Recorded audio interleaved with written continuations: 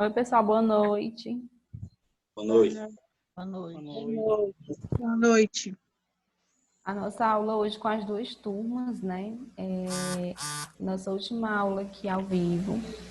E daí a gente já vai passar para a segunda etapa, que é a avaliação de M2 de vocês.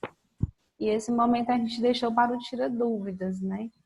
Eu já recebi alguns questionários, né? As respostas das 15, aliás, de mais de 18 questões, se eu não me engano. Foram 19. De vocês, né? Alguns já estão me mandando aí, cumprindo o prazo, parabéns. E os questionários, ele abrem muito a mente da gente enquanto formação de resposta, né?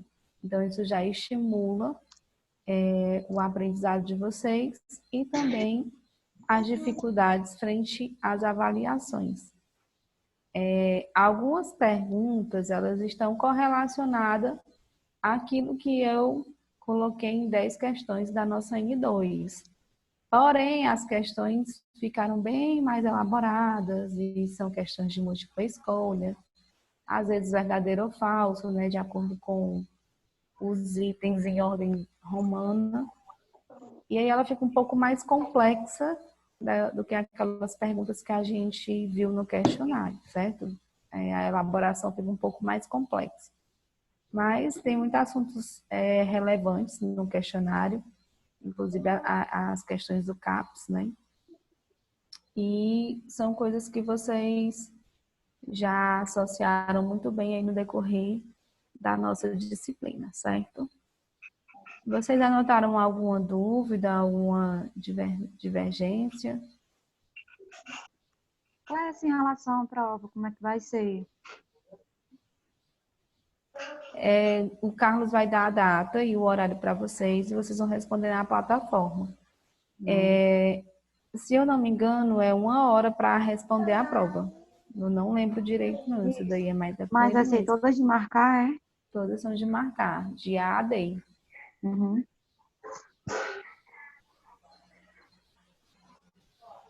Em relação aos conteúdos, teve algum conteúdo que vocês tiveram mais dificuldade?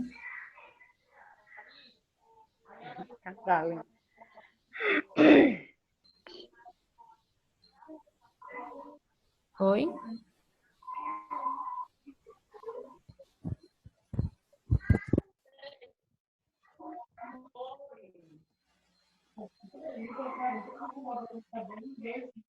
Estão me ouvindo? Oi. Talvez. Em relação aos conteúdos, teve algum ou alguns que deixou vocês com mais dúvidas, que é mais complexo?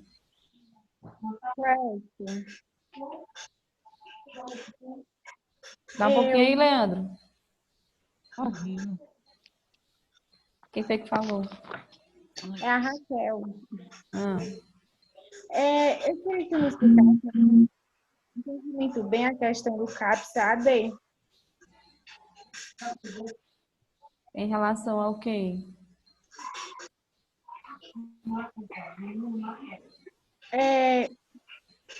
Porque não tem o CAPS 1, o CAPS 2 e o CAPS 3? Uhum. Aí também tem o CAPS AD, né? Eu não entendi muito bem o que é. Fora o CAPS AD 1, o 2 e o 3, tem mais algum, gente? Oi. Certo, então a gente tem 5 CAPS, né? Todos os CAPS, eles têm uma estruturação para atender os pacientes portadores de doença mental. O que é que eu tenho que classificar em relação ao CAPS? Para ele existir, ele tem um quantitativo de habitantes, que varia de 20 mil a 200 mil habitantes, certo? Outra particularidade do CAPS é os seus horários de atendimento. A outra particularidade é o público que eles vão atender. Então, no CAPS 1, 2 e 3, que vai diferenciar a quantidade habitacional, ou seja, a quantidade da população, seus horários de funcionamento, certo? A equipe também muda, Clécia, muda. Mas o que é que eu tenho que me atentar? Eu tenho que me atentar a esses dois, quantidade populacional e os horários de funcionamento. Por que não é a equipe? A gente sabe que existe muitas vezes a escassez do profissional. Seria ótimo se uma unidade básica de saúde atuasse com as 4 equipes da estratégia da saúde da família. Mas muitas vezes só atua com 2, 3 e fica aí as equipes descobertas de profissionais. Como o CAPS também faz parte do Sistema Único de Saúde, pode ser essa realidade. Lá no papel tem bonitinho o que é que deve conter? Tem, mas a gente sabe que na prática pode ser que não tenha. Então é por isso que eu não cobro o quantitativo. Eu sei que lá tem que ter uma equipe multiprofissional, multidisciplinar. Enfermeiro, médico, psicólogo, psiquiátrico, terapeuta ocupacional, fisioterapeuta, N profissionais. Mas o que vai diferir para mim fazer uma avaliação, seja da nossa disciplina ou seja de um concurso, quando entrar as questões do Sistema Único de Saúde, é a população do CAPS e os seus horários de funcionamento. Então, no CAPS 1, eu tenho um funcionamento, aliás, eu tenho uma população a partir de 20 mil habitantes e tenho um funcionamento de segunda a sexta no horário comercial, ou seja, de 8 às 17 horas, horário bem parecido com o do posto. No CAPS 2, além desses funcionamentos, eu tenho um turno extra. Ele vai até às 19 horas. No CAPS 3, a minha população já tem que ser maior. E aí eu tenho que ter o horário de 24 horas. Ou seja, de segunda a sexta funcionando, de domingo a domingo, de 0 horas às 24 horas do dia, né? Às 24 horas funcionando. E aí o segundo passo é diferenciar pelo público. Eu tenho o CAPS I, como o colega citou, que o I representa infantil, e eu tenho o CAPS AD. Ambos necessitam de uma população a partir de 200 mil habitantes. Além da diferenciação do público, a população tem que ser lá em cima, ou seja, o máximo de população que o CAPS existe para implementar, né? Então, a diferença dele está aí. O I significa infantil. E o AD, Clécia, que eu não estou compreendendo o que é o AD. Ele é um CAPS direcionado para os nossos pacientes daquele nosso slide lá, que são pacientes com transtornos psicológicos por conta das substâncias psicoativas. Resumindo, que é isso tudo, as drogas, certo? Vocês estão me ouvindo? Show. Sim. Pronto. Então, o CAPS AD é destinado para esse público, para pessoas que usam álcool e droga. No Cascavel, eu não tenho esse CAPS. Por quê? Porque nós não temos uma quantidade populacional. Eita, quase que não sai.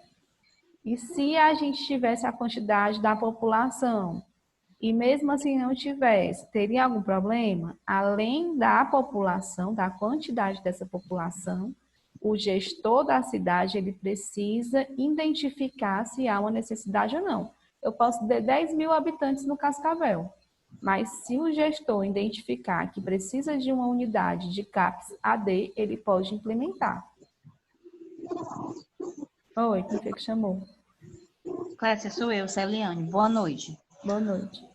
Clécia, me diz uma coisa. Uma pessoa que ela tem deficiência intelectual, necessariamente ela precisa ser diagnosticada? Ela precisa tomar alguma medicação ou só os hábitos, assim, você percebe pelos hábitos dessa pessoa? A deficiência intelectual, ela vai vir na formação da criança. Lembra daquele slide que a gente viu desenvolvimento e crescimento? Sim. Pronto. Então, é ali onde vai estar o desenvolvimento dela. A gente viu que é o físico, o psicológico e o social, a fala e a aprendizagem. né? Então, a partir do momento que está apresentando falhas, é necessário que a gente tenha uma intervenção. Essa criança, ela não vai ser acompanhada pelo CAPS, certo? Ela não é perfil de CAPS. A questão da falha da comunicação e do aprendizado, ela não está só relacionada a transtornos mentais, como ela pode estar relacionada ao sistema neuropsicomotor, né? A questão dos neurônios, de como ela está tendo a sua destreza, de como é que ela está atuando de maneira não fisiológica dentro do processo de desenvolvimento, certo? E por que eu falo a criança? Porque é a partir daí que a gente vai vendo as formações. Às vezes o adulto consegue entrar no processo falho de aprendizado ou retornar? Consegue. Mas aí seria nas fases de um Alzheimer ou de uma esclerose múltipla ou degenerativa, né? Já a criança não. A gente sabe que há tantos anos tem que estar andando, há tantos meses tem que estar engatilhando, há tantos meses tem que ficar sentadinho. E a partir do momento que ela não consegue fazer isso, pode ser alterações no sistema neuropsicomotor. Não é doença mental, certo? Aquilo que a gente viu lá no começo. A doença mental, ela diferencia da doença neurológica.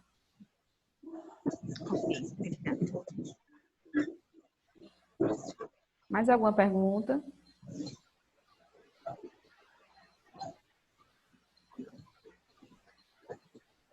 Então, revisando, né? No nosso primeiro slide, a gente trouxe a apresentação da saúde mental em si.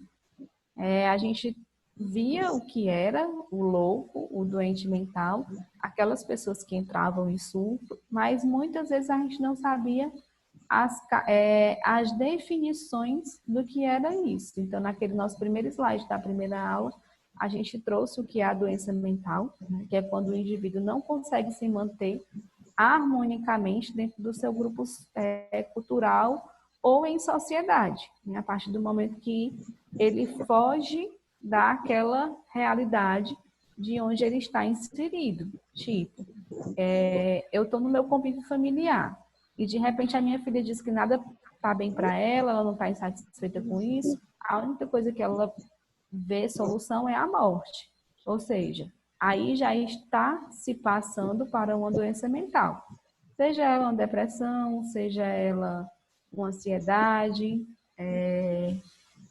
seja ela uma esquizofrenia, dentro de várias causas possíveis que a gente pode ter de doença mental. O que é que a gente acha que está em funcionamento? É aquela pessoa que consegue manter a sanidade, o equilíbrio, a questão da autoconfiança, da autoestima. Então, a partir do momento que ela deixa de ter essas características, a doença mental ela começa a se apresentar.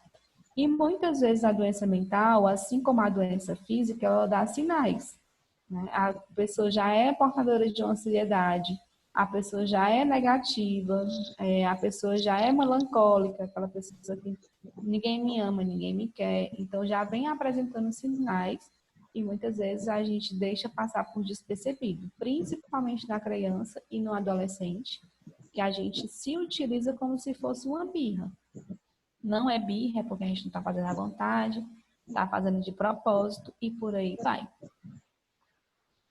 Dentro daquele slide, a gente também conheceu que a loucura é algo do passado, né? Algo que estava relacionado às questões de toda uma maneira de se viver dentro da sociedade. Relacionado ao passado porque ainda não se tinha definição da saúde mental. Mas hoje, mesmo assim, a gente ainda sabe-se que tem pessoas considerando a saúde mental como loucura e também o que era loucura passar a não ser respeito, né? Ou seja, o homossexualismo, ele é uma coisa que antigamente, na antiguidade, poderia ser considerado como loucura, mas hoje é a questão do não respeito, né? A gente sabe que o homossexual não é louco, ele não é um doente mental. Ele apenas tem o seu modo de viver no mundo. E a gente considera como loucura ainda porque a gente considera uma forma anormal do padrão da sociedade. Desde que Isso que a gente considera como loucura é um desrespeito de quem tem essa visão, né?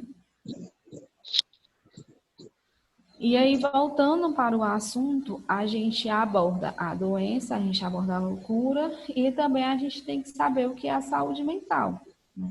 Então, a saúde mental, ela está ligada ao que a gente tem de qualidade cognitiva e emocional, daquilo que é coerente, né?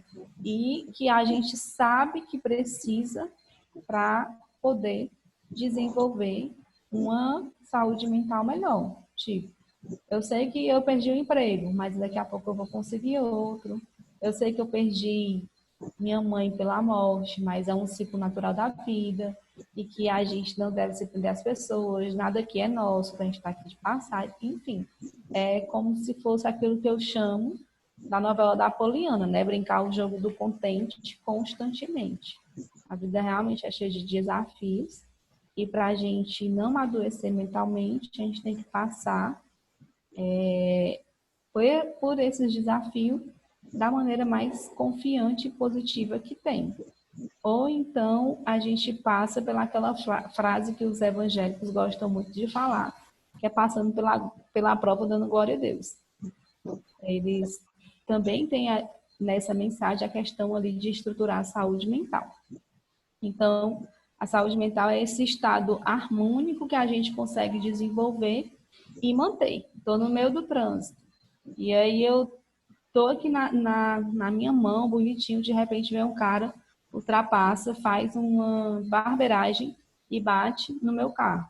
Ao invés de eu brigar com o mundo e querer matar o cara, eu mantenho o meu estado bem harmônico e consigo desenvolver ele durante todo o período.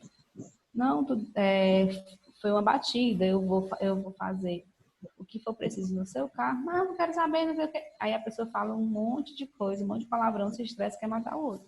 Não, tudo bem, beleza, pega o meu número, para seu número, enfim, aquela resolução pacífica das coisas.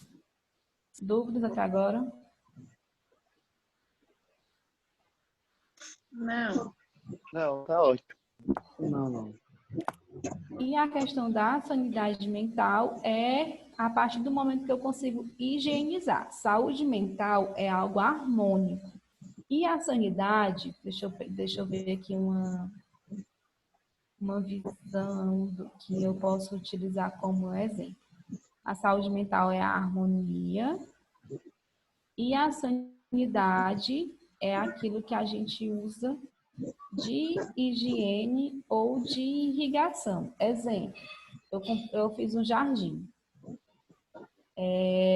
Nesse jardim, quando eu montei as flores, as folhas e as plantas estavam em perfeitas condições.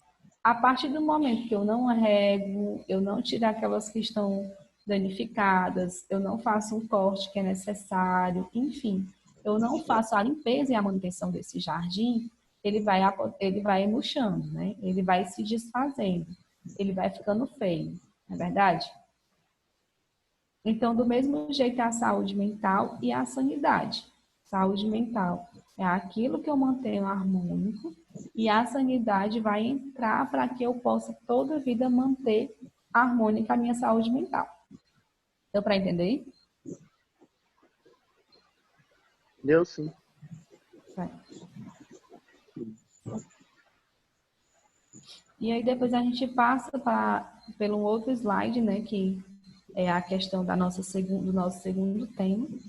Esse segundo tema, ele traz as políticas públicas, como era a saúde mental antigamente, como ela está atualmente, quem foi os grandes pensadores da saúde mental, quais foram os marcos, e essas questões da política pública que foram importantes dentro da sociedade. Então, a gente viu que a história da loucura, ela foi algo mesmo bem desumano. As pessoas, na realidade, na antiguidade, faziam a medicina da maneira que elas achavam necessário. Tinha a formação, lógico, mas também tinha todo um critério, como é que eu posso dizer, divino, todo um critério demoníaco e todo um critério da natureza. Tanto que eu costumo muito dizer que eu gosto dos médicos antigos. E os novos que saem agora, eles saem com uma formação tão científica, tão indústria farmacêutica, que acaba esquecendo do que a gente tem na natureza, né? Do que a gente tem ao nosso favor. E na medicina antiga se utilizava muito dessas formas. Então, a saúde mental, ela sempre foi vista como uma forma de escarcínio mesmo, de pessoas que eram possuídas por demônios ou eram possuídas pelos Divino Espírito Santo. Das duas, uma. Não se tinha como a gente tem hoje, esquizofrenia, como se tem hoje a depressão, como se tem hoje a ansiedade, a síndrome do pânico, as fobias e dentre outras coisas que a saúde mental hoje consegue explicar. Naquele tempo não, era só as manifestações demoníacas ou divinas, né? Outras coisas que ele conseguiram enquadrar na loucura, né, pacientes doentes mentais, foi a forma de como eles viviam na sociedade. Uma virgem ou uma mãe fora de um casamento, uma filha mais rebelde, própria Florence na época era considerada como louca pelos pensamentos, não andavam junto com o que condizia a época, uma mulher, principalmente da alta sociedade, deveria casar-se com o melhor partido, fazer enxoval, criar filhos, esperar o marido vir da guerra, não sei de onde, e não sei das quantas, e aí ela acabou que enveredando por um outro caminho. Então, a própria Florence, na época, foi considerada como louca. Perante a sociedade, não estava enquadrada no perfil. Então, saiu daquele perfil, era louco. Tinha manifestações realmente de doenças mentais, eram demônios ou eram manifestações divinas. E a outra doença neurológica, que no caso não é uma doença mental, era a epilepsia, que também se consideravam como manifestações divinas ou demoníacas. A partir do momento que condizisse de o paciente ter a epilepsia em um local de comício, era ali referente a relações demoníacas. O candidato não prestava, aquilo ali era obra de Satanás. E aí foi dentro da igreja um ataque epilético, ou em momentos que tivesse oradores, tivesse exponadores da palavra, era uma manifestação divina. Todo o cuidado que a gente tem com o epilético hoje, de lateralizar, de esperar 1 minuto, de deixar escorrer lateralmente pela fissura labial todo o líquido, né, a salivação do paciente, isso daí não era visto na antiguidade. Ele tinha lá os minutos e muitas vezes não morria por asfixia, ou muitas vezes morria porque o cuidado não era igual ao que a gente tem hoje. Tá? E aí, dentro de todas essas observações, a gente teve 2 pensadores considerados como filósofos, que foi o Aristófanes, e ele tentou, né, fazer todo um conceito de saúde mental, mas ele também ainda continuava com essas questões de inválidos, portadores de doenças venéreas, mendigos e tudo mais, fossem saindo das instituições hospitalares para doente mental, né? Então, uma das visões de Aristófanes foi isso, ele começou a conceituar. Ele praticamente tinha um conceito do que era realmente a doença mental, né? Mas ainda justificando com as manifestações divinas, principalmente para assustar as demais pessoas, mas ele queria fazer uma divisão.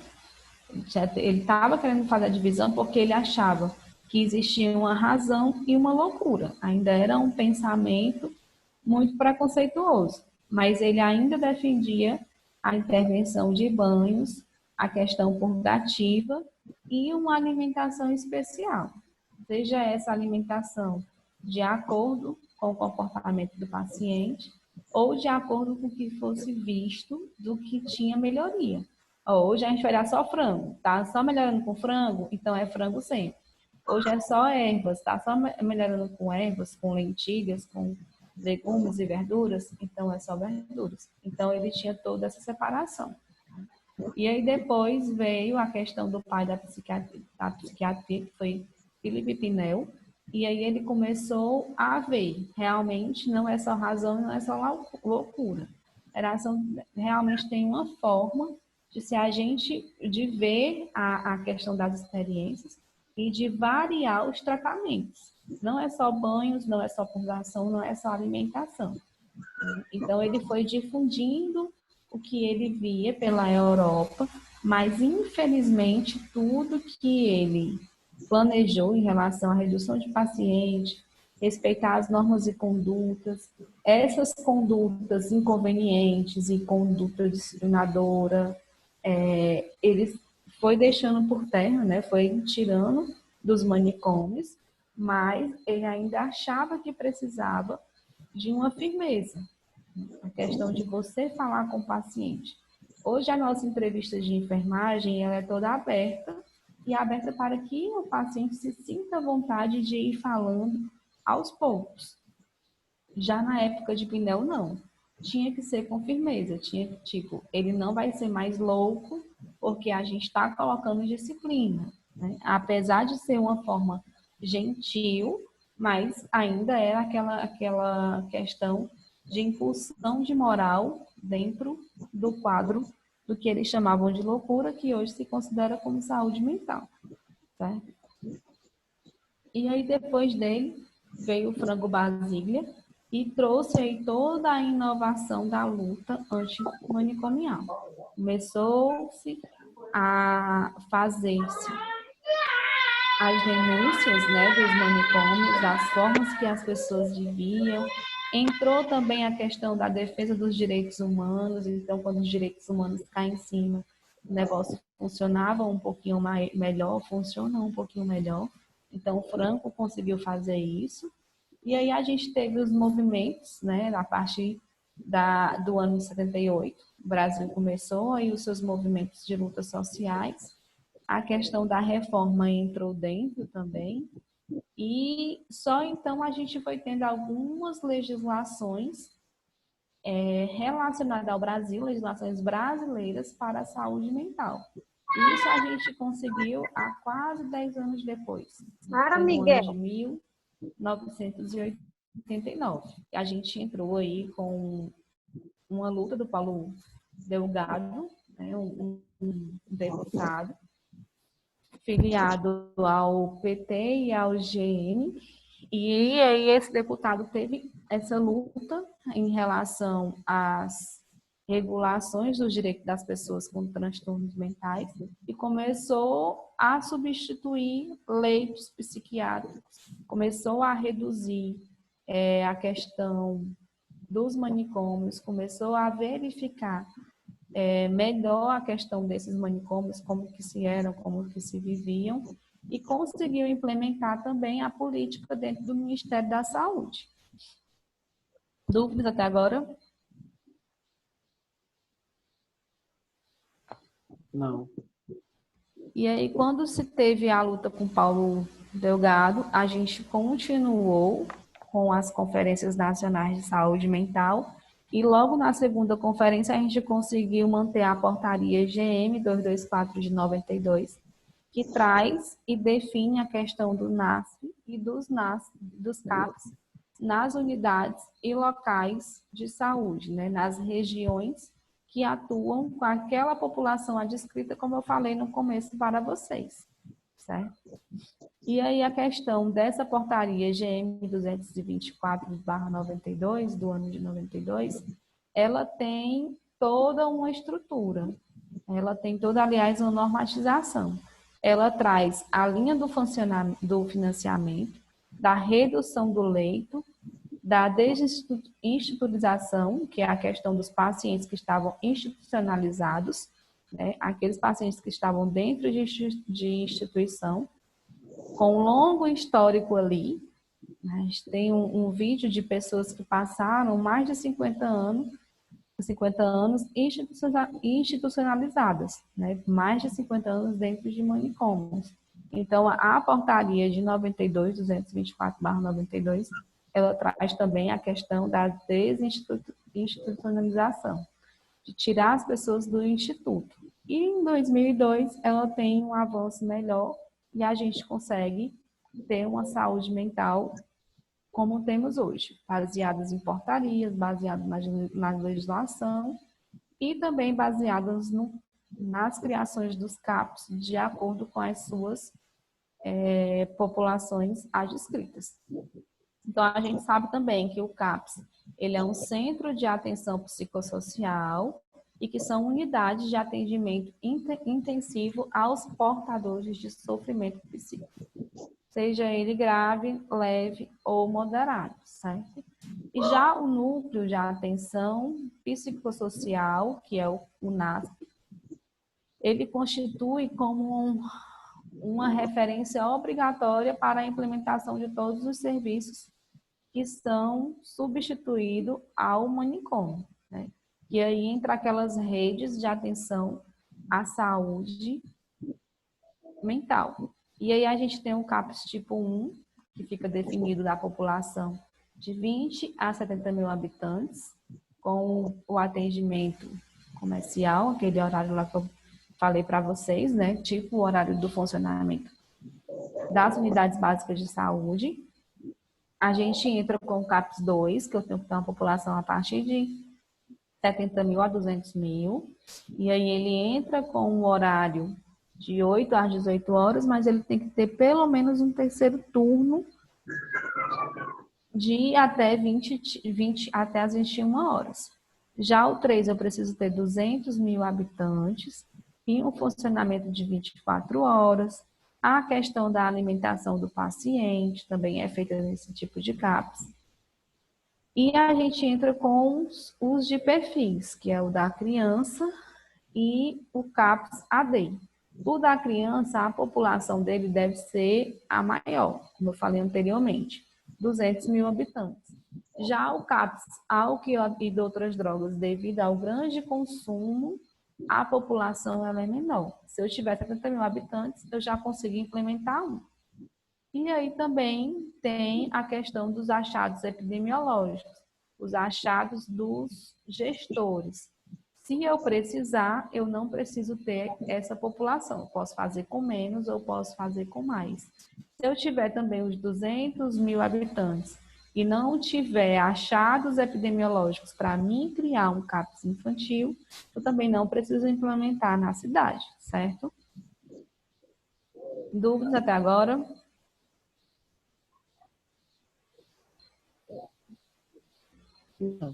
Dúvidas?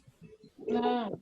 Então, em relação ao pessoal do CAPS, vocês que têm uma vontade de ver mais sobre eles, o que é que eles fazem, o que é o objetivo, o funcionamento quantitativo de pessoas, de profissional, tem ali no slide da nossa segunda aula, tá? Eu não vou me adeter tanto a isso, porque não é algo que eu vou cobrar em prova, certo? E aí o nosso outro assunto é em relação às organizações. O que é importante desse slide, desse assunto? É a questão de a gente saber que tudo vai começar na porta de entrada. E a porta de entrada do Sistema Único é onde?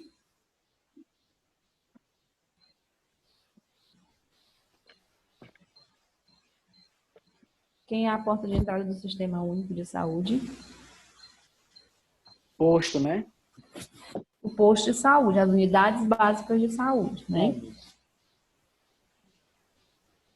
E aí as unidades básicas de saúde, ela conta com o NASP, ela conta com o CAPS, ela conta com o hospital regional ou hospital especializado. E também as unidades de urgência e emergência.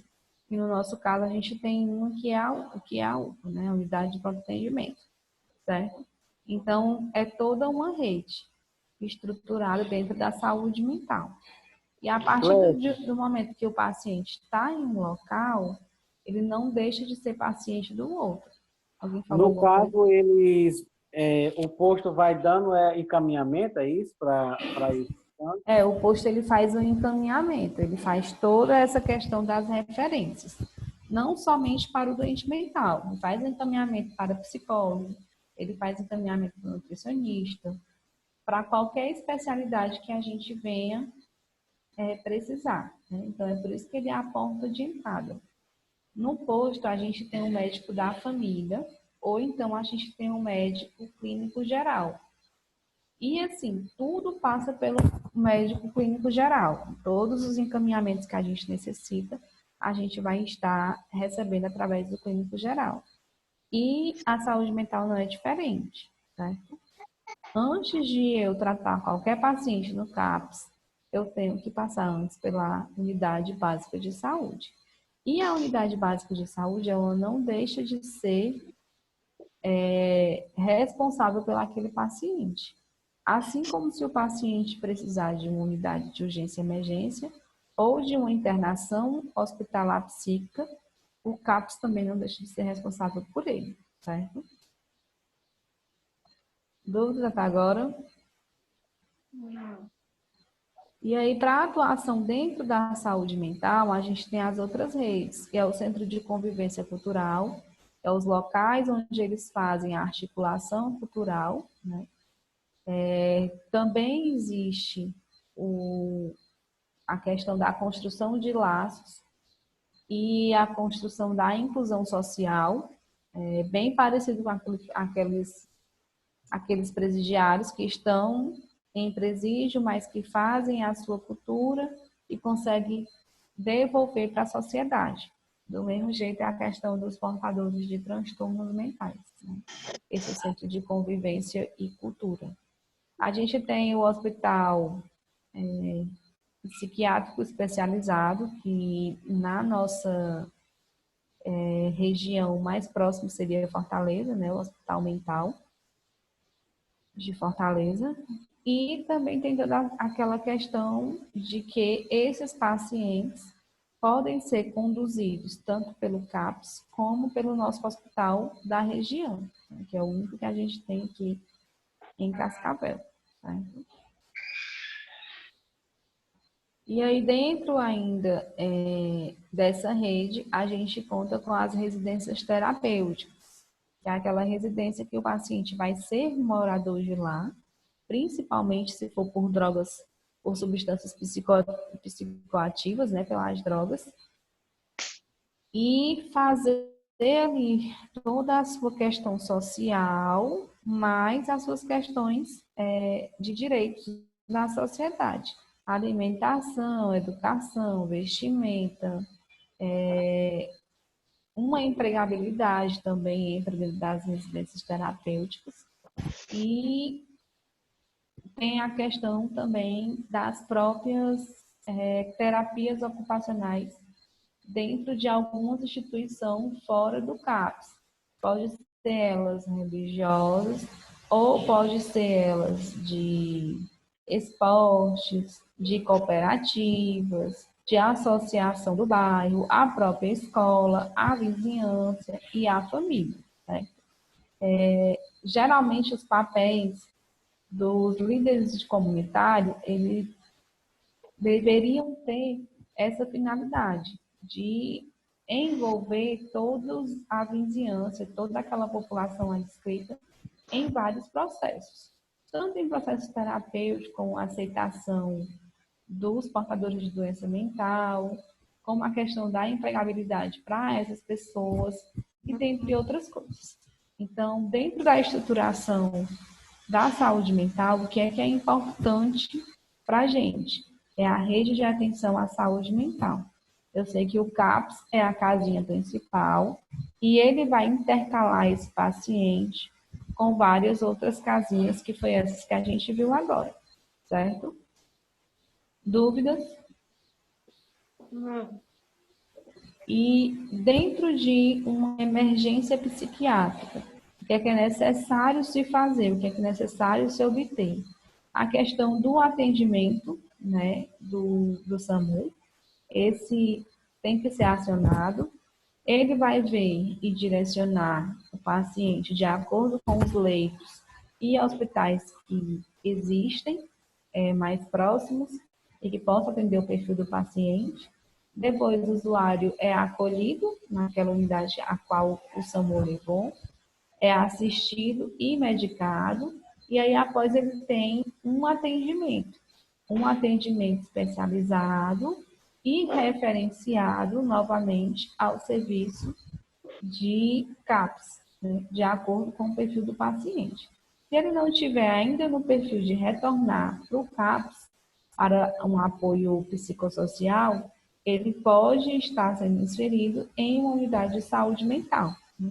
Uma unidade a qual pode ser hospitalar ou pode ser ainda aquela de urgência e emergência. Dúvidas?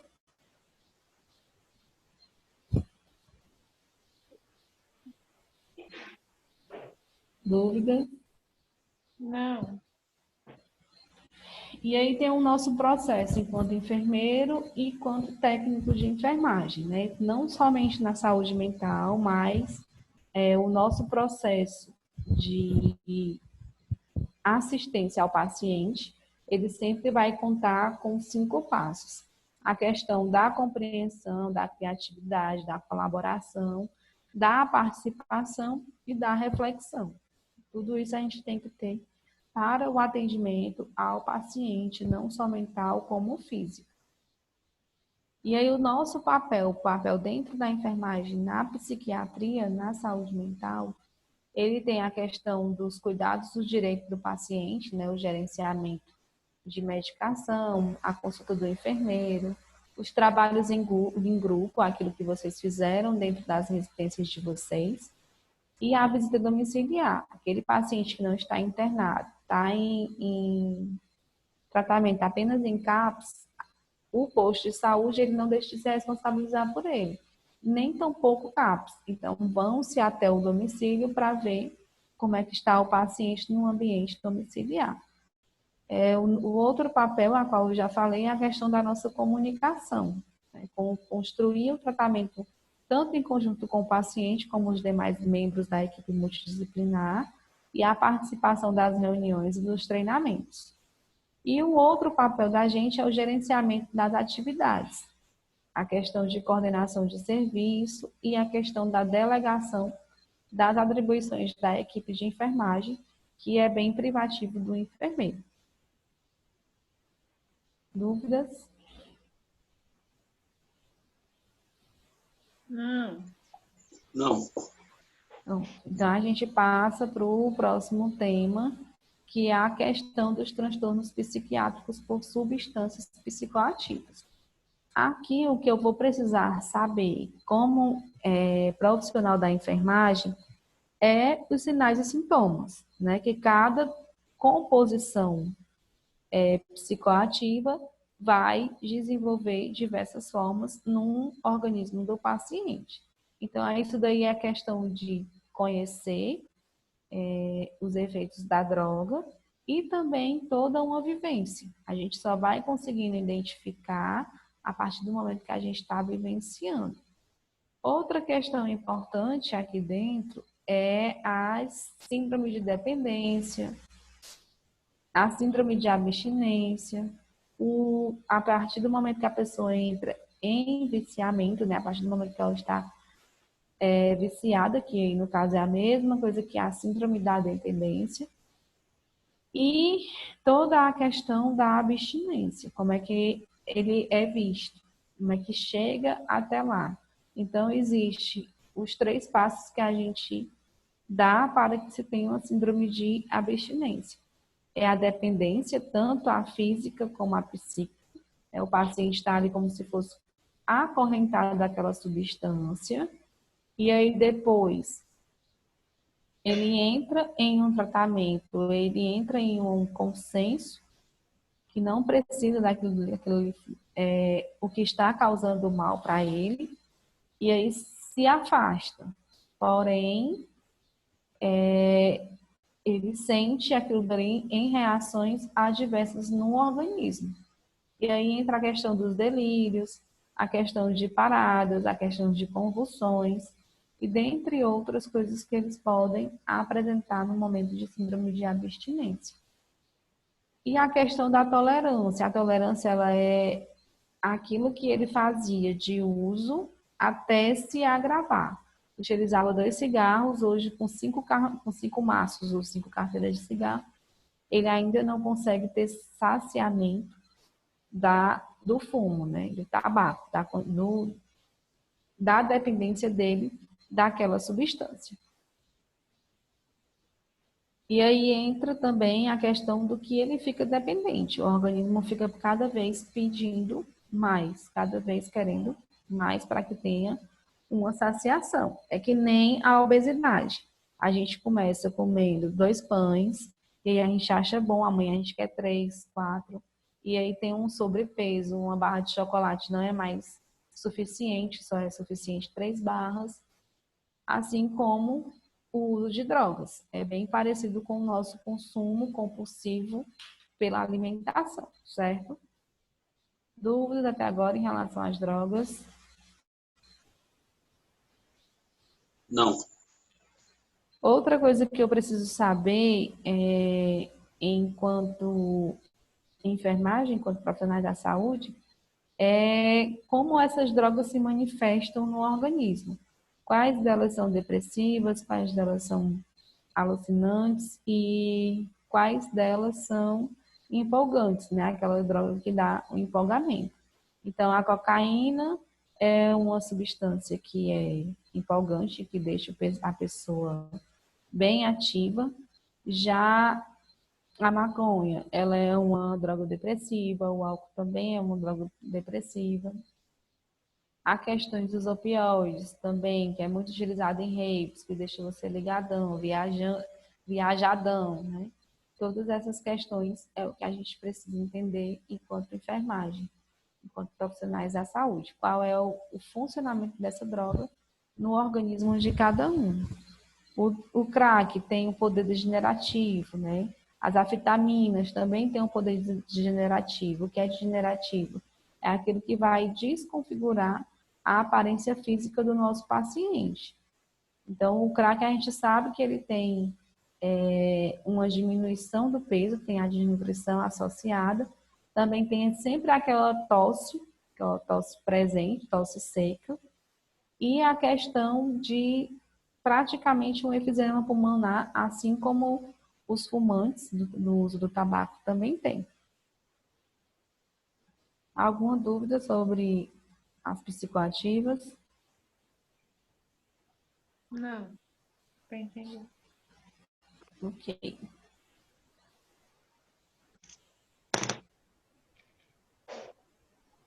Nosso outro tema durante a disciplina que a gente viu foi a questão das fases do crescimento do desenvolvimento humano.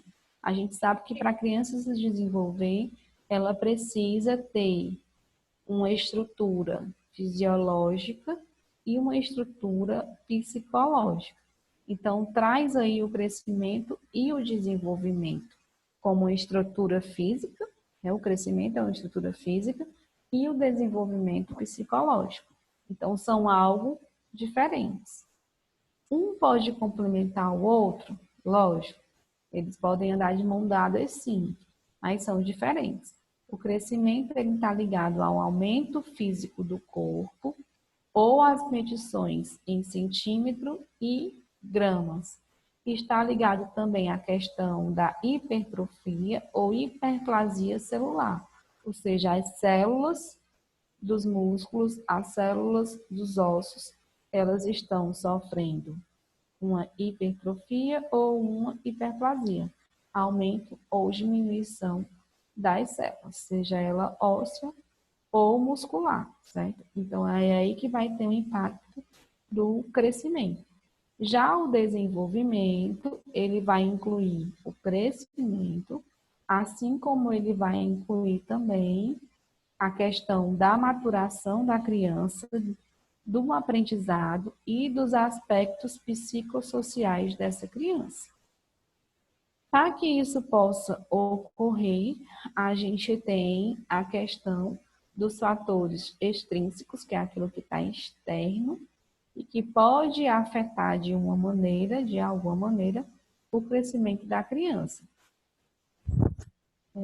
Esses fatores extrínsecos incluem a alimentação, a qualidade, a quantidade e a frequência e a consistência que essa criança está se alimentando, o processo de infecções, que ele está ligado tanto às vacinas, como o apetite diminuído, o quadro de diarreias, as doenças parasitárias, que é aquela questão das vermes, a qual as crianças e a gente adulto também precisa passar, né, pelo esquema de verminose, e todo o aproveitamento de alimentos, principalmente a questão da amamentação, né? A amamentação entra aí de uma forma de barreira, tanto da alimentação como das infecções. Os outros fatores entra a higiene da criança, em relação a ela ter acesso a uma água potável, a um esgotamento sanitário, a uma destinação do lixo, a higiene dos alimentos, a higiene do corpo e do ambiente. Já os cuidados gerais, ele inclui outros fatores, que é a questão do carinho e o afeto, a questão de explorar a criança a conhecer o mundo e principalmente a questão da segurança. Lembra que eu falo que às vezes a gente fica em cima da criança porque ela vai cair, porque ela vai botar o dedo na tomada, enfim. Ela precisa conhecer aquilo dali, mas ela sabe que tem o herói do lado para passar a segurança para ela. Para que ela, se no momento que ela cair, alguém vai vai ajudar a levantar. Então, são esses fatores que interferem no desenvolvimento, aliás, no crescimento da criança. Já o desenvolvimento, a gente trabalha com aspectos, os aspectos biológicos e os aspectos psíquicos.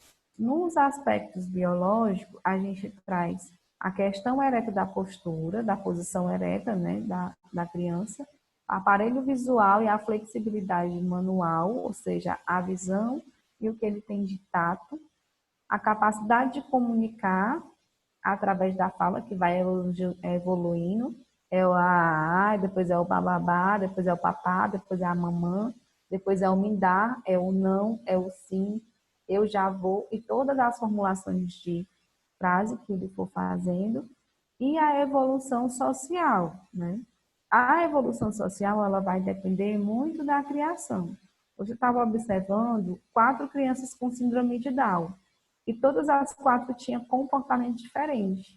E os pais das 4 também tinham comportamento diferente. É óbvio, que ninguém é igual no mundo, pelo amor de Deus, isso daí é a coisa mais fácil de se observar. O que é que eu quero dizer com isso? É que a criança, mesmo que ela seja portadora de uma doença neurológica, né, de uma codificação genética, que é a síndrome de Down, ela consegue se enquadrar na sua evolução social de acordo com o que ela recebe.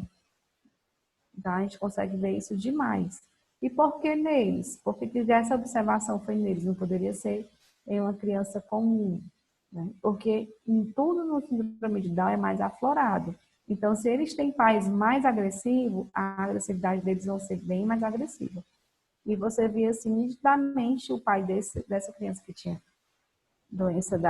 que tinha síndrome de Down, que eles eram pessoas que discutiam o tempo todo, mesmo estando em um ambiente de saúde, e a criança era demais inquieta, estava no braço de um, depois estava no braço do outro, ela tomava tudo, a outra já era altamente comportada, a mãe dela entrou, pedia com licença, ela farra a mesma coisa, com licença, posso sentar, posso pegar, tudo ela perguntava.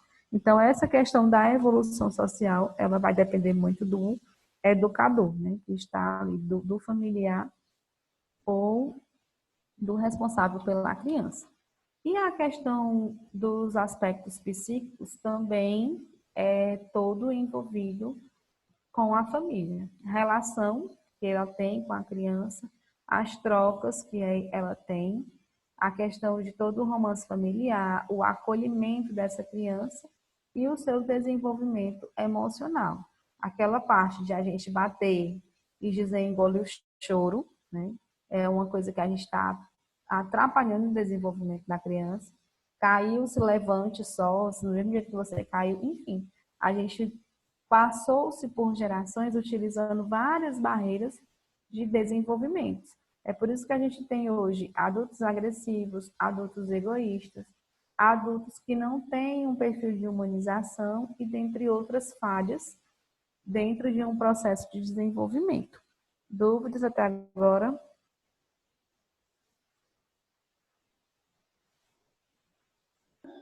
Não. Deixa eu entrar aqui, tá cheio de...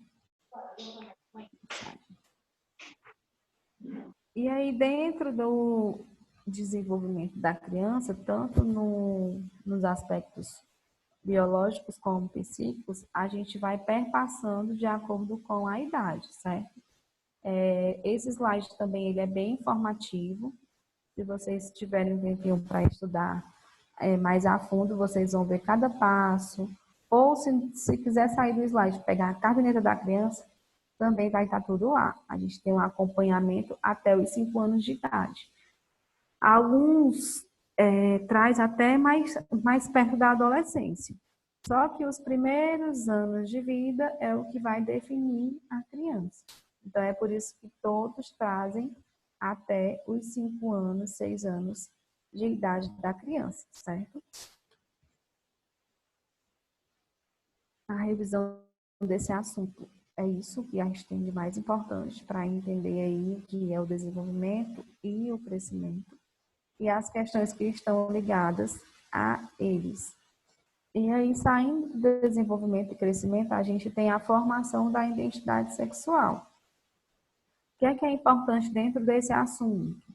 É a gente definir como que será a educação sexual dessa criança. Sexual não relacionada ao ato sexual, mas de toda a sua sensualidade, de como ela se sente em gênero e em sexo no mundo. Eu sei que eu sou do sexo feminino, mas o meu gênero é masculino, o meu gênero é trans, o meu gênero é bi.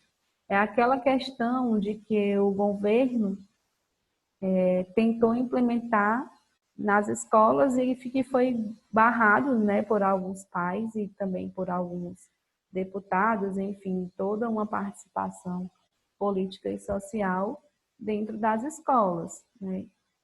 Para quem está de fora da realidade, realmente vê como algo de desrespeito, a criança não precisa aprender aquilo e tudo, mas também não vê que a criança passou por muitos séculos sendo reprimida sexualmente, deixando de lado toda a questão da sexualidade da sua vida.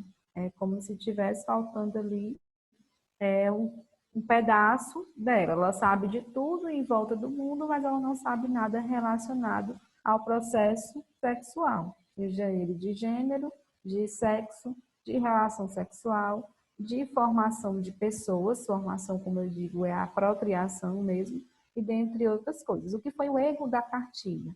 O erro da cartilha era a questão das fotos, né? Trazer em forma de imagem alguns atos que entra aquilo que é importante para a gente, que eu falei, que deveria ser por idade. Não adianta eu apresentar uma cartilha daquela a uma criança de 2 anos. Talvez uma cartilha daquela serviria para um adolescente de 15, 16. Então, o erro da cartilha foi aí. A expressão fotográfica e a não separação por faixa etária. E as atividades também que tinham na cartilha era muito estranha, viu? As atividades que Col- toda uma colocar formação da cartilha. Muito estranho colocar dedo no canto, nos buracos das imagens. É muito estranho, só olhando ela mesmo. Bom, aí o que faltou na cartilha foi a questão da formação. Na realidade, a gente sempre teve em livros, se você pegar um livro aí dos anos 70, 80 de ciência, você vai ver. Mas o que é que a gente via? Como a gente vê hoje? Hoje não, que a minha filha nos 5 anos, ela já via bem a questão do ato sexual e tudo nos livros dela. Mas até o meu tempo de ensino, a gente via o sistema reprodutor. Agora, onde vai ser penetrado o que é que sai do sistema reprodutor? Eu entendia o que era um espermatozoide, entendia o que era uma ovulação, mas o que esses juntos faziam, aí os meninos têm um entendimento agora, né? De acordo com o que está mais avançado. Já antigamente não. Então o erro da cartilha foi esse. Se a cartilha tivesse saído dos livros e sido colocada de acordo com a idade, talvez a aceitação fosse maior. Ou até não, né? Os pais tendem muito a tirar a questão da sexualidade da criança.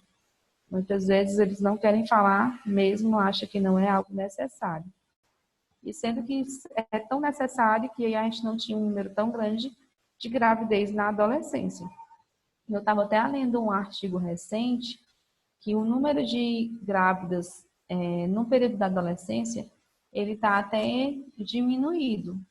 E diminuído por conta das redes sociais. Ou seja, as meninas aprendem tudo em relação ao ato sexual e principalmente em relação às prevenções.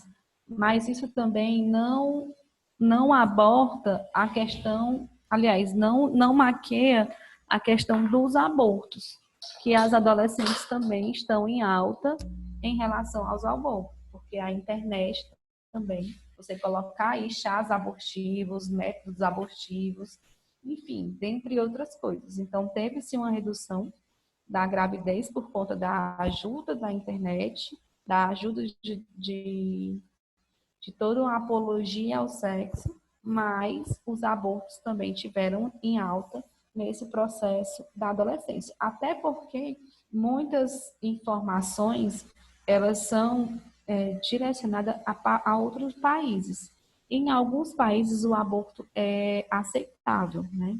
Não é algo dentro da legislação como homicídio, né? Como tirar a vida de alguém, diferente do Brasil. Então, elas se utilizam muito do que pegam do exterior, do estrangeiro.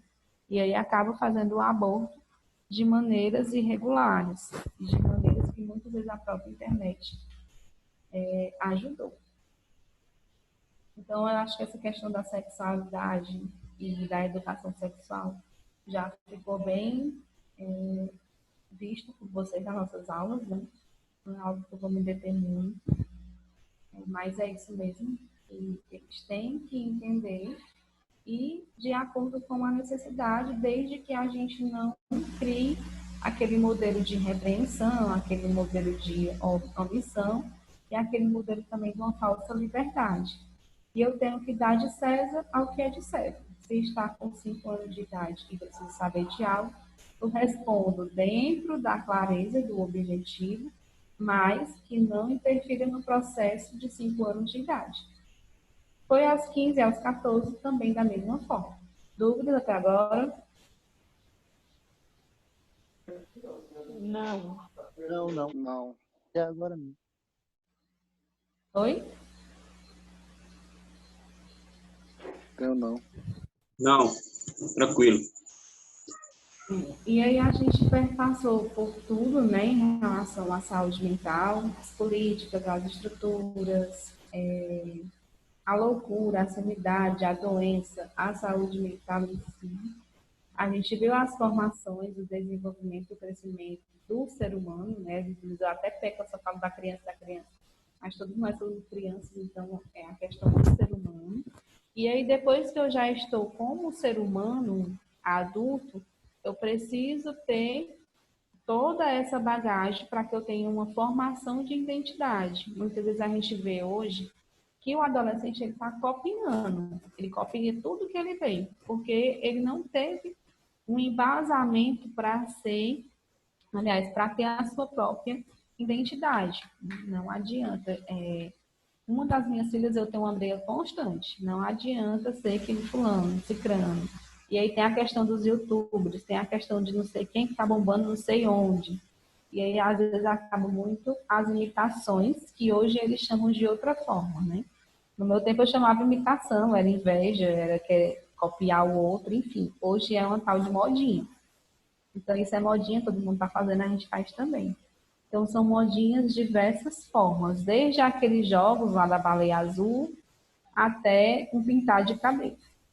Então, essa questão da informação, da formação da identidade, ela tem que trilhar todo esse caminho que a gente estudou anteriormente, né? Para que a pessoa possa ter o domínio aí da sua confiança e conseguir sustentar os 6 pilares da autoestima, que é o autoconhecimento, a autoaceitação, a autorresponsabilidade, a autenticidade, o foco e a integridade. Então, esses 6 pilares que a gente precisa da autoestima. E em relação a essa formação, a questão também da autoestima, é a gente utilizar-se da sanidade, para estar sempre regando, sempre higienizando a nossa autoestima, certo? Dúvidas em relação à autoestima, nosso último slide. Não. Não. Então, o que eu trago de revisão para vocês é isso, né? O que a gente estudou aí no decorrer, que são os assuntos mais fortes dentro do nosso slide. O slide sempre tem que ter uma maneira do início ao fim, meio, começo e fim. Mas sempre tem as coisas mais importantes que a gente tira dele, né? Que é isso que eu trouxe para a revisão agora, certo? Alguém tem alguma pergunta? Não. Alguma questão do questionário que tiveram mais dificuldade, que não deu para responder, alguma coisa assim do tipo? Foi tranquilo. As do questionário, vocês tiveram uma adesão muito grande aos CAPs, né? Eu recebi, assim, 5 perguntas relacionadas ao CAPs. Eu acredito que pode ter ocorrido até de alguns ter ficado parecidas, né? Eu vi que tinha muitas. Em relação ao desenvolvimento também, vocês perguntaram bastante. Foi uma das questões. As outras questões que entraram foi as terapias, né, dos pacientes. Em relação aos pacientes, eu acho que por conta da aula de vocês, a aula prática de vocês, a terapia também entrou como pergunta. E a outra coisa que é muito importante, que eu acho que a gente viu desde a sociedade antiga até a questão da autoconfiança e da autoimagem, é o papel da família, né? Que é de suma importância que a família seja a base para a formação e o desenvolvimento do indivíduo. Então, são coisas que ficaram bem marcantes, bem fortes na nossa disciplina. Ok? Ok. Tem dúvidas? Está no dia da prova, né? Tá no dia da prova. Aí no dia da prova eu não sei nem onde é que está essa plataforma para eu poder entrar. Vixe. Pois, gente, boa noite para vocês. Qualquer coisa estou no WhatsApp, às vezes eu respondo com 24 horas, 48 horas, mas dá certo. E é isso. Bom aprendizado para vocês. Fiquem com Deus. Obrigado, Até Clécia. a próxima disciplina e até o retorno para a gente poder se abraçar. Deus quiser. Deus quiser. Tchau.